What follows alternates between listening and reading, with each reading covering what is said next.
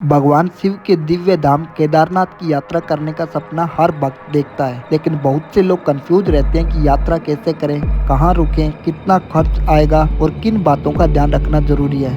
इस वीडियो में हम आपको केदारनाथ यात्रा की संपूर्ण जानकारी देंगे, जिससे आपकी यात्रा आसान और सुखद हो सके। तो चलिए शुरू करते हैं। सबसे पहले हम बात करते हैं कि केदारनाथ धाम कहाँ है और यह क्यों महत्वपूर्ण है। केदारनाथ धाम उत्तराखंड राज्य के रुद्रप्रयाग जिले में स्थित है और यह मंदिर हिमालय की ऊंचाइयों पर समुद्र तल से लगभग 11,755 फीट यानी कि 3583 मीटर की ऊंचाई पर स्थित है। मंदिर मंदाकिनी नदी के तट पर स्थित है और चारों ओर बर्फ से ढके पहाड़ों से घिरा हुआ है। केदारनाथ भगवान शिव के 12 पवित्र ज्योतिर्लिंगों में से एक है, जिसे सबसे ऊंचाई पर स्थित ज्योतिर्लिंग माना जाता है। यह उत्तराखंड के 4 धामों यमुनोत्री, गंगोत्री, केदारनाथ, बद्रीनाथ में से एक है और हिंदू धर्म में इसे मोक्ष प्राप्ति का मार्ग माना जाता है। ऐसी मान्यता है कि महाभारत के युद्ध के बाद पांडव अपने पापों को प्रायश्चित करने के लिए भगवान शिव की शरण में आए थे। भगवान शिव ने उनसे मिलने से बचने के लिए स्वयं को एक भैंसे के रूप में बदल लिया और यहाँ भूमिगत हो गए। उनकी पीठ का भाग केदारनाथ में प्रकट हुआ और जिसे आज पूजा जाता है। हर साल यहाँ लाखों भक्त दर्शन करने के लिए आते हैं। यहाँ आकर भक्तों को एक अनोखी शांति और शक्ति का अनुभव होता है। माना जाता है कि यहाँ सच्चे मन से मांगी गई हर मुराद पूरी होती है। दोस्तों, सबसे पहले हम बात करेंगे कि केदारनाथ यात्रा करने के लिए आपके पास में क्या जरूरी डॉक्यूमेंट होने चाहिए। केदारनाथ यात्रा को सुरक्षित और सुगम बनाने के लिए उत्तराखंड सरकार ने यात्रा रजिस्ट्रेशन अनिवार्य कर दिया है। बिना रजिस्ट्रेशन के यात्रा की अनुमति नहीं दी जाती है। यात्रा शुरू करने से पहले यात्रियों को ऑनलाइन या ऑफलाइन रजिस्ट्रेशन करवाना अनिवार्य है। ऑनलाइन रजिस्ट्रेशन करने के लिए आप उत्तराखंड की इस वेबसाइट पे जाके रजिस्ट्रेशन कर सकते हैं। यह उत्तराखंड के पर्यटक विभाग की वेबसाइट है। वेबसाइट पर जाके आप अपना नाम, मोबाइल नंबर, आधार कार्ड या अन्य आईडी प्रूफ की जानकारी भरें। रजिस्ट्रेशन के बाद आपको QR कोड वाला यात्रा पास मिलेगा, जिसे आपको चेक पोस्ट पे दिखाना होगा। यदि आपने ऑनलाइन रजिस्ट्रेशन नहीं किया है या फिर नहीं करना चाहते हैं तो हरिद्वार, ऋषिकेश,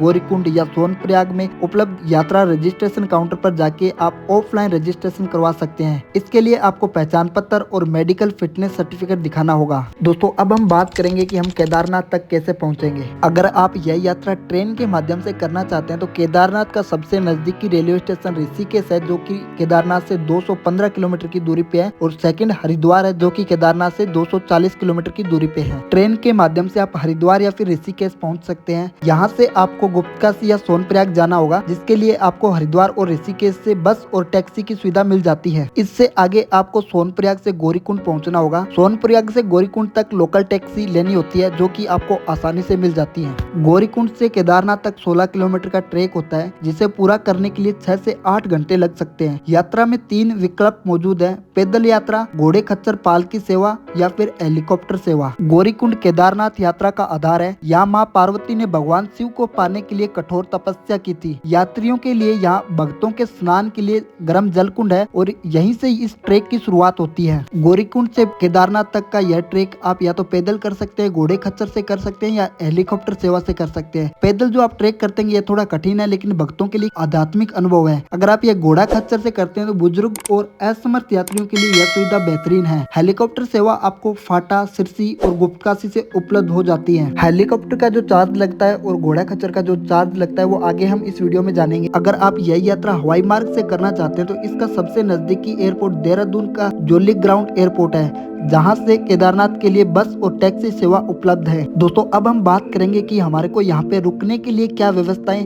और उचित ऑप्शंस मिलते हैं। केदारनाथ में ठहरने के लिए हमारे पास में 3 प्रमुख विकल्प मौजूद हैं: गेस्ट हाउस और धर्मशालाएं, टेंट सिटी, होटल और GMVN गेस्ट हाउस। अगर आपका बजट कम है और आप यह यात्रा करना चाहते हैं तो आप गेस्ट हाउस और धर्मशाला में रुक सकते हैं। अगर आप टेंट सिटी में रुकते हैं तो यहाँ पे ठंडी रात में पहाड़ों के बीच में रुकने का एक रोमांचक एक्सपीरियंस होने वाला है। और वहीं अगर आप एक लग्जरी यात्रा करना चाहते हैं तो होटल और गवर्नमेंट द्वारा गेस्ट हाउस दिए जाते हैं, जो कि आपके लिए आरामदायक और सुविधा चाहने वालों के लिए यह एक बेहतरीन ऑप्शन हो सकता है। अगर आप धर्मशाला में रुकना चाहते हैं तो यहाँ पे आपको 300 से 700 रुपए के बीच में पर नाइट के अकॉर्डिंग रूम मिल जाता है।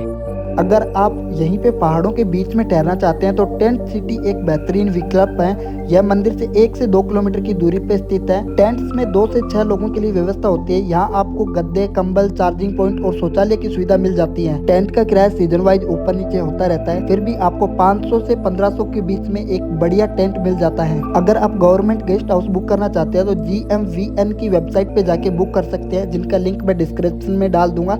आप लिंक वेबसाइट पे जाके इनका जो ऑनलाइन बुकिंग कर सकते हैं। दोस्तों अब हम बात करेंगे केदारनाथ के दर्शन का समय और विशेष पूजा मुहूर्त। सुबह मंदिर 4 बजे ओपन होता है और उसके बाद में 4:30 बजे विशेष पूजा और अभिषेक होता है। उसके बाद में रात को 9 बजे मंदिर बंद हो जाता है। आप दर्शन के लिए जल्दी सुबह जा सकते हैं ताकि आपको लंबी लाइन में नहीं लगना होगा, आप लंबी लाइन में लगने से बच सकते हैं। दोस्तों अब हम बात करते हैं कि केदारनाथ यात्रा का सही समय कब होता है यात्रा करने का। केदारनाथ का सही समय मई और जून का बेस्ट ऑप्शन माना जाता है, लेकिन इस समय आपको भीड़ ज्यादा मिल सकती है। और वही अगर आप सितंबर और अक्टूबर में जाते हैं तो यहाँ पे आपको भीड़ कम मिलती है और मौसम भी बेहतरीन होता है। लेकिन जुलाई और अगस्त में बारिश और लैंडस्लाइड का खतरा ज्यादा रहता है। वही नवंबर से अप्रैल के बीच में मंदिर बंद रहता है, क्योंकि यहाँ पे भारी बर्फबारी होती है, इस कारण से मंदिर बंद रहता है। केदारनाथ की यात्रा करते समय आपको यहाँ पे काफ़ी बेहतरीन सुविधाएं मिल जाती है, जैसे जगह जगह आपको मेडिकल कैंप मिल जाएंगे और ट्रैकिंग के लिए कई ऑप्शंस मिल जाती हैं और सिक्योरिटी की भी काफ़ी अच्छे तरीके से यहाँ पे व्यवस्था की गई है। फिर भी मैं आपको कुछ ज़रूरी टिप्स देना चाहूँगा, जैसे कि आप गर्म कपड़े साथ में लेके आएँ, रेनकोट भी लेके आएँ। ऊंचाई पर ऑक्सीजन की कमी हो सकती है, इसलिए आप थोड़ा धीरे चलें। ATM, मेडिकल किट और कुछ ज़रूरी दवाइयाँ साथ में ज़रूर रखें। अपने साथ कम से कम सामान रखें और प्लास्टिक का कचरा यहाँ पे न फैलाएं। यात्रा के समय रजिस्ट्रेशन स्लिप और ID प्रूफ का प्रिंट आउट साथ रखें। बिना रजिस्ट्रेशन और मेडिकल सर्टिफिकेट के यात्रा करने की अनुमति नहीं मिलेगी। फर्जी ट्रेवल एजेंट से सावधान रहें और केवल जो वेबसाइट है, इनकी आधारित वेबसाइट है, उसी पे ही जाके बुकिंग करें। बारिश या किसी अन्य कारण से यात्रा रोक दी जाती है तो सरकार द्वारा जारी सूचना को फॉलो जरूर करें। तो दोस्तों ये थी केदारनाथ यात्रा की पूरी जानकारी। अगर आपको यह वीडियो पसंद आए तो लाइक करें, अपने दोस्तों के साथ शेयर करें और चैनल को सब्सक्राइब करना ना भूलें। कोई भी सवाल हो तो कमेंट में पूछ सकते हैं। जय बाबा केदारनाथ, हर हर महादेव।